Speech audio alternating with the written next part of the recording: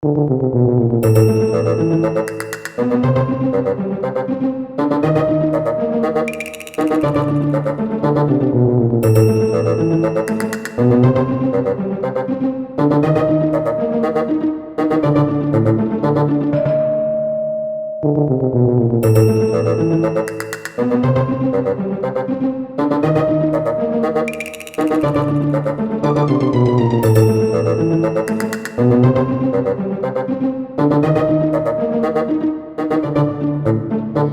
morning, Superstars. It's so good to be together again with you today.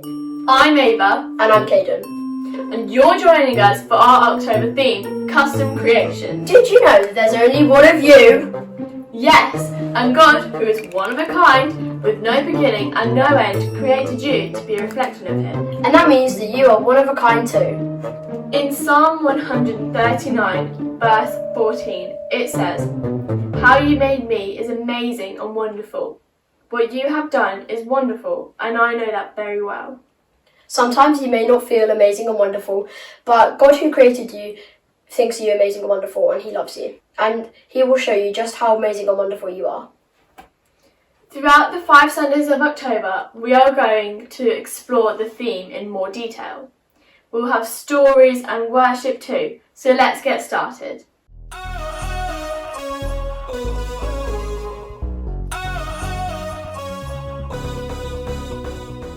Hey people, I'm Graham, and we're talking about individuality. Individuality is discovering who you're meant to be so you can make a difference. I know, I haven't had lunch yet and I'm already eating candy. I can make decisions like this. You can too, when you're older. Don't you just hate it when someone tells you to wait until you're older? I mean, it's not like you're a baby. You're not age 0. Of course not. And you know what? You use your head. You're no dud. Why should you have to wait until later for what you want now? There's got to be a better way. Well, in today's story, we'll learn about a young man named Timothy and his mentor, Paul. Why shouldn't Timothy be able to make a difference even though he's young? Well, it turns out there's just no reason. I don't think that's spelled the same. See you when you get back. The Bible. It's 66 books of history, stories, letters, and poetry that fit together to form God's one big story. The epic adventure of how He created us and loves us so much that He made a way to rescue us.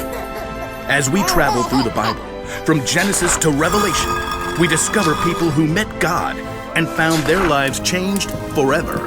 Now, for an amazing story, inspired by the book of 1 Timothy, chapter 4, verse 12. Timothy of Lystra must have felt like he lived in two worlds. His mother, Eunice, and his grandmother, Lois, both were Jewish and believed in the one true God. Hear, O Israel, the Lord our God, the Lord is one. Hear, O Israel, the Lord our God, the Lord is one. But Timothy's father was Greek and likely not a believer. Just work hard and be a good man, son. That's what really matters. Okay, Dad. One day, two men arrived in Lystra. Timothy may have heard them speaking in the center of town. Jesus is the Christ, the Son of the living God. You can turn to Him now. One of the two men even healed a man who had never been able to walk. The crowd was amazed. The gods have come down to us in human form. Uproar engulfed the city. People even tried to offer sacrifices to the two men, Paul and Barnabas, as if they were gods.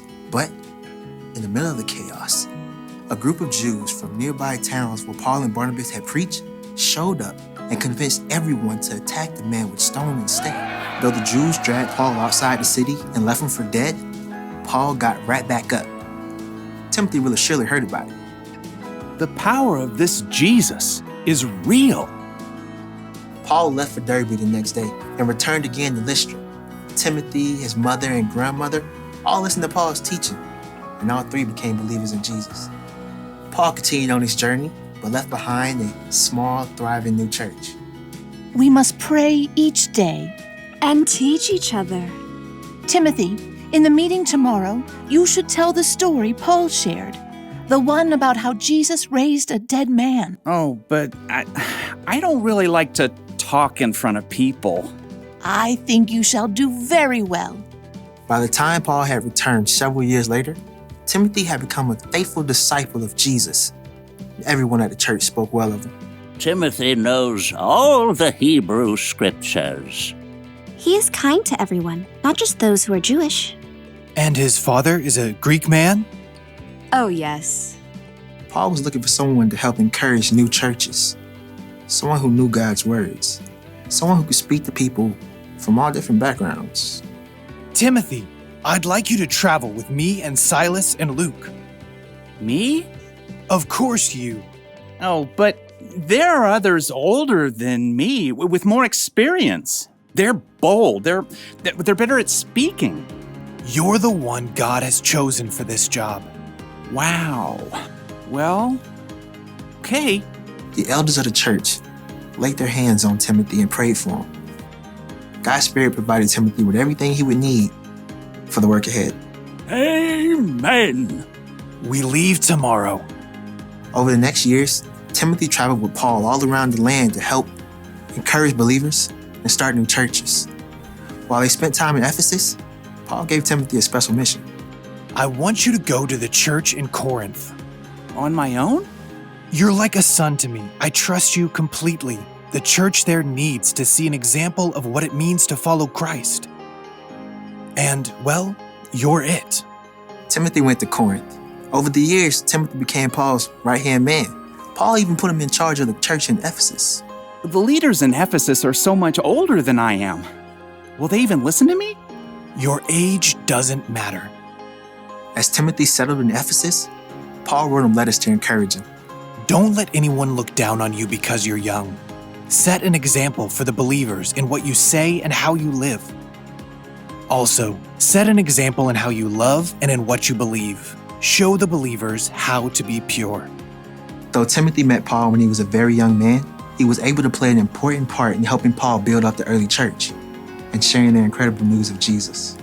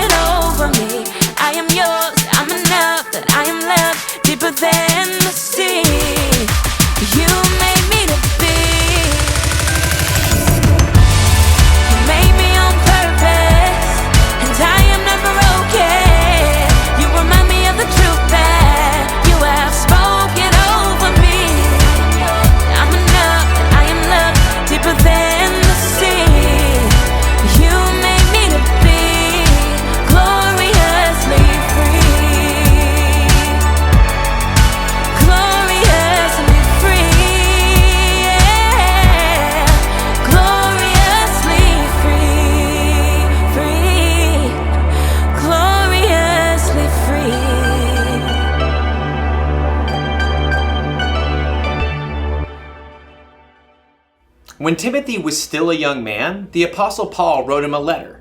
In the letter, Paul wrote, "Don't let anyone look down on you because you are young. Set an example for the believers in what you say and in how you live." You know what that means? You don't have to wait until you're older to make a difference. You could be an example for other people right now by how you live your life.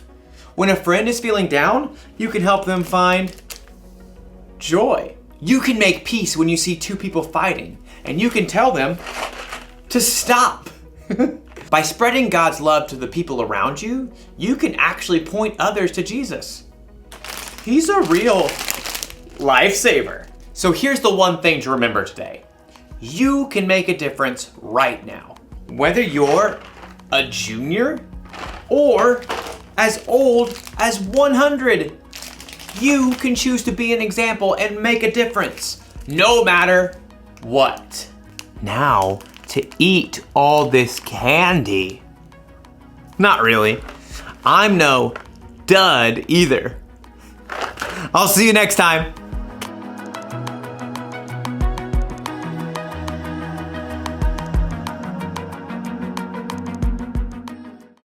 We hope you've enjoyed this morning's session. We can't wait to see you again next week, either online from 9:30 a.m. or on-site from 10:20 a.m. in the Free Church Hall in Letchworth. Check out our website for more details, but until then, remember, you are Born to shine. Bye!